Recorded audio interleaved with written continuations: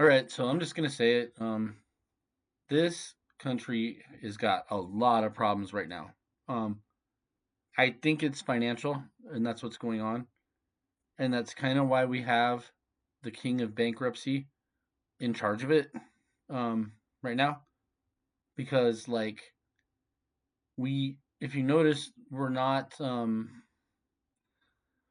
able to make deals with our dollar anymore. We are making deals by resorting to straight up military stuff, and that is a clear sign of a falling apart empire. That is like a telltale sign, like right off the bat. So, not good. Now, to people in other countries, all I can do is apologize as a United States citizen.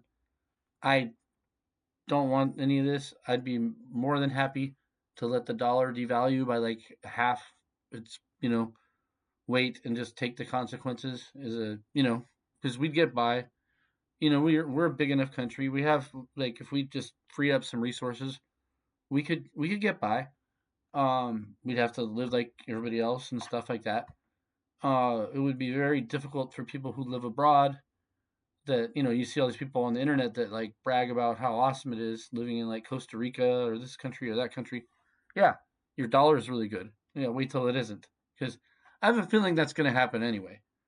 Um, it's going to go down, but I guess they're trying everything they can. Uh, I guess they're gonna print like $200 billion to try to make mortgage rates cheaper. That's like I call it the boomer business bailout. you know, that's like a boomer bank bailout. Sorry, that's not gonna it's not gonna last long, not very long at all. And so we're doing all these like stopgap measures to try and keep things going. And meanwhile, we have these crazy high numbers, and yet you go around in the like public life and you walk around, talk to people, and you see a lot of miserable people. You see people on the street, you see people that are like just stressed. You try to crack a joke at the cash register, and you get like a blank stare. Uh, you know, we ain't doing too good. So that's my report from the United States. It's not, yeah, it's not very good. I know you can see some headline numbers that came out really strangely high. Um, didn't make sense to me.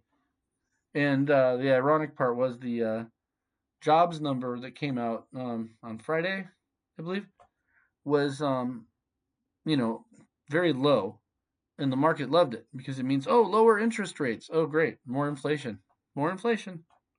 Um, we don't need lower rates. We need higher productivity and more opportunity.